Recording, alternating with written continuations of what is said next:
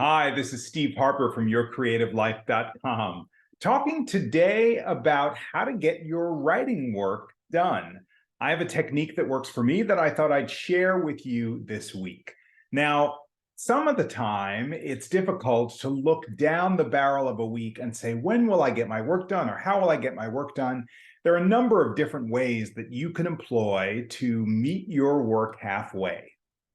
One of those is to set it on the calendar and say every day at this time I will do this much work, or every day at this time I'm going to drop into the work. You can do any number of things. You can make a list and check off, I want to get to this, this, this, and this by the end of the week. There are a number of different ways. One of the things that I like to do is dive in based on time. So I'm super busy these days. We are on strike and I'm out walking the picket line. And at the same time, I want to get a certain amount of work done every day. And I've decided for the time being that that is 30 minutes of work.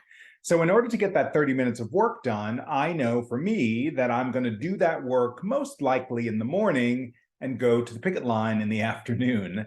And I set up my schedule that way so that I know in the mornings, that's the time that I'm going to write. So for me, I pull out my timer. I have a timer that looks like this. It's actually got two different feeds, so I can time more than one thing at a time, which this video is not about.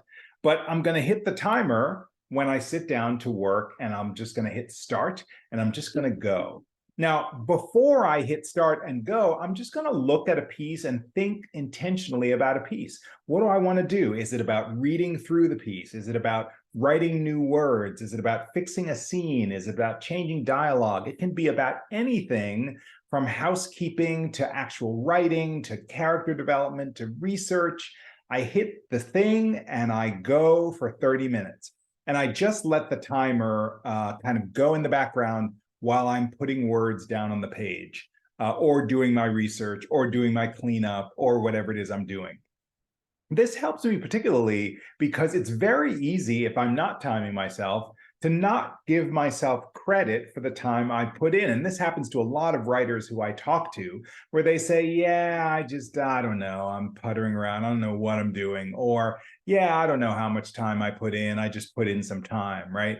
And so for me, it's really helpful to clarify that piece, to say, yep, I got my 30 minutes in. Yep, I did my 10 minutes, I did my 5 minutes, I did my hour, I did my 90 minutes. Whatever it is for you, if you set your timer and you make that a goal and let the timer do whatever, the other thing that really liberates me is that I don't have to judge what I did in that period of time. The goal is simply to spend the time. Similar to what some people say about a meditation practice. Like, I just don't have to have some really impressive result or any tangible result at all. I just have to have that time be dedicated in a focused way to what I want to do on the page. And that helps me move through day after day to feel the progress, to feel the sort of incremental moving ahead in whatever piece I'm working on, however I'm working on it. And you can add your own spin to this. You can give yourself a check mark on a board or on a spreadsheet or on a piece of paper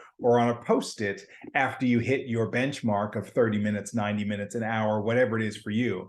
And the other thing that I would recommend is that once you set what it is, leave it that way for a while. If you say, I'm going to work for 30 minutes, work for 30 minutes and then stop at 30. Give yourself the reward, the win, rather than getting to 30 minutes and being like, I'm on a roll, I'm going to stick around for 2 hours.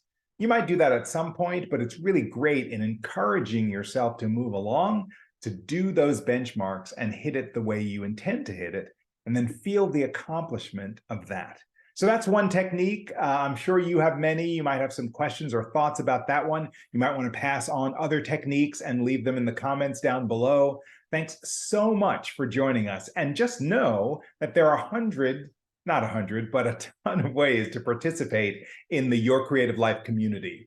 Like and subscribe to this video, to this channel. Check out YourCreativeLife.com, where under the free tab, you can find a link to this channel. You can also subscribe to my coaching newsletter, which comes out once a month with news and tips for the writing life, similar to this video here. And also, please listen to the Secret Writer podcast, which is the podcast that I've been working on with writer and coach Nick Job, all about the psychological underpinnings of the writing life. We call it therapy for writers, and we're kind of joking and we're kind of not joking. But all 10 episodes of the first season are on, you can find it on Apple Podcasts and a number of other podcasting platforms, and season 2 is coming soon.